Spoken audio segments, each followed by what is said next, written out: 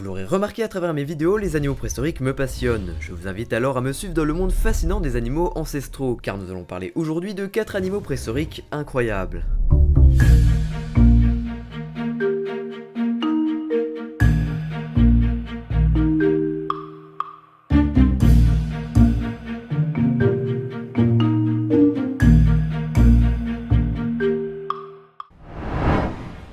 Je l'admets, cet animal est limite plus étrange qu'incroyable, mais je voulais absolument en parler car il est pour le coup vraiment fascinant. Le platybélodon est un mammifère herbivore s'apparentant aux éléphants modernes. Il aurait vécu durant le Miocène il y a environ 20 millions d'années, avec une aire de répartition plutôt large, de l'Eurasie à l'Afrique tout en passant par l'Amérique du Nord. Cet animal fantastique mesurait 3 mètres de long pour une hauteur de 2 mètres, et il n'était pas si grand que ça, mais son poids pouvait atteindre 2 à 3 tonnes. La grande particularité de cet animal se trouve au niveau de sa mâchoire, qui est composée de 2 paires de défense, la première paire se situant sur la mâchoire supérieure et la deuxième au niveau de la mandibule, qui était façonnée sous forme d'une pelle. Cette paire de défense lui servait probablement à sectionner les plantes et écorces coriaces qui constituent son alimentation. Dans son fonctionnement, cette paire de défense servait alors plus de scie que de pelle. Les apparences sont parfois trompeuses. Le platybélodon vivait en petits groupes dans des milieux assez découverts, comme les marécages ou encore les savanes. Pour finir, cette incroyable créature se serait éteinte il y a 4 millions d'années, et c'est bien dommage car j'aurais bien voulu en croiser un histoire de faire une petite photo avec.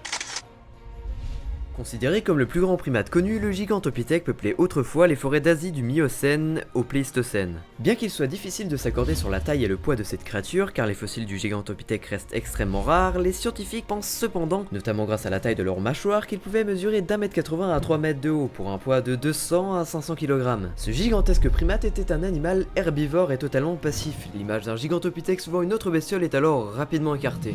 De par son poids et sa taille, on en vient facilement à la conclusion que ce dernier ne se balançait pas de branche en branche, mais plutôt qu'il vivait à terre comme un animal ordinaire. Le Gigantopithèque se serait éteint il y a 100 000 ou 300 000 ans. La cause est certainement climatique, le climat aurait participé au recul des forêts, la seule zone où le Gigantopithèque trouvait de quoi se nourrir et donc de subsister. Malgré son extinction, certains chercheurs demeurent sceptiques quant à la disparition du Gigantopithèque. La survie de quelques individus de ces gigantesques primates pourrait être à l'origine de certaines observations ou plus étroitement du mythe du Yéti, qui serait d'après certaines croyances et chercheurs un ou plusieurs Gigantopithèques. Après, ce ne sont que des suppositions, la probabilité que ces primates aient pu survivre jusqu'à notre époque reste extrêmement faible. Personnellement, j'aimerais y croire, mais les chances sont presque nulles, donc je ne vais pas trop m'avancer. Toujours est-il que des chercheurs sillonnent les forêts d'Asie à la recherche de fossiles entiers de ces créatures qui pourraient nous informer sur énormément de points comme sa taille précise ou son moyen de déplacement, qui pourrait être bipède ou quadrupède, mais rien n'est sûr. Là encore, un problème s'impose, les fossiles de Gigantopithèque et d'autres animaux préhistoriques étaient autrefois dans les pharmacies chinoises broyés afin d'obtenir des poudres aux soi-disant vertus médicales. Clairement, je trouve ça ahurissant et j'espère que malgré ces pratiques, certains fossiles demeurent encore intacts et pourront nous éclairer un peu plus sur ces animaux incroyables.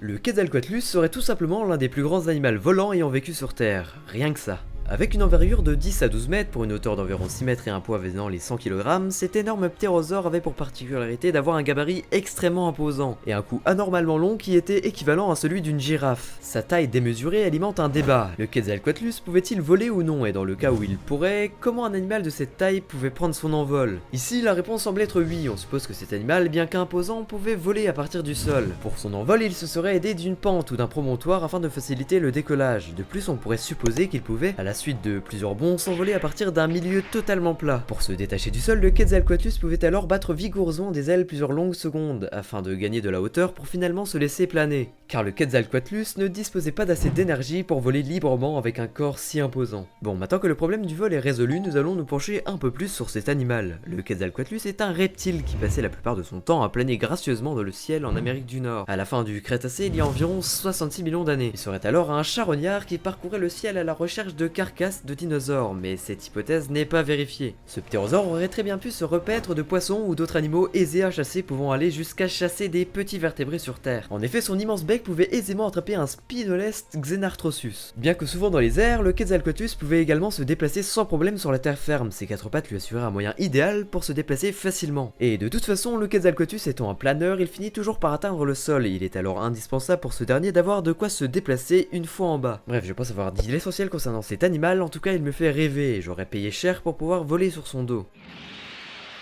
Pour la dernière créature, nous allons parler d'un animal tout bonnement impressionnant, le Therizinosaurus. Cet étrange dinosaure vivait en Asie il y a environ 70 millions d'années, durant le Crétacé supérieur. Et ce dernier avait la particularité de posséder d'énormes bras pouvant atteindre 2,60 m, terminés chacun par 3 grandes griffes d'une longueur moyenne de 85 cm. Vous imaginez bien que si ses bras faisaient cette taille, son corps lui devait être imposant, et en effet il pouvait atteindre facilement 5 mètres de hauteur, pour une longueur de 10 à 12 mètres selon les estimations. Ah oui, elle pouvait peser jusqu'à 6 tonnes, autant vous dire que c'est une sacrée bête. Bon, c'est bien beau d'avoir de si grandes griffes, mais à quoi servait-elle? Les scientifiques s'accordent à dire qu'elle lui servait à sectionner les plantes et à mener à sa bouche divers branchages utiles à son alimentation. Ce qui voudrait dire en somme que le Therizinosaurus était herbivore, mais les chercheurs explorent d'autres pistes sur la fonction de ses griffes. Elles auraient pu servir notamment à ouvrir des fourmilières ou termitières afin d'en manger les insectes qui y vivent, tout comme un fourmilier actuel. Elles auraient pu servir également à la chasse de petits mammifères. Les théories reviendraient à la conclusion que le Therizinosaurus était plutôt omnivore, ce qui serait assez probable car le Therizinosaurus est un théropode et à son époque les théropodes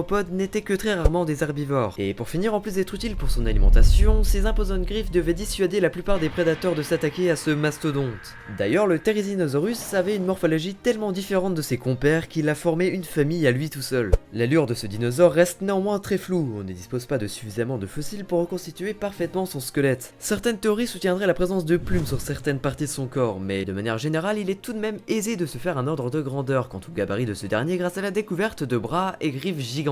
C'est à peu près tout concernant cet animal, le manque de fossiles ne nous permet pas de cerner son comportement ou encore son mode de vie. Et en plus, il a pas l'air méchant le bougre. Allez, te plat mon pote. Décidément, j'ai que des idées de merde.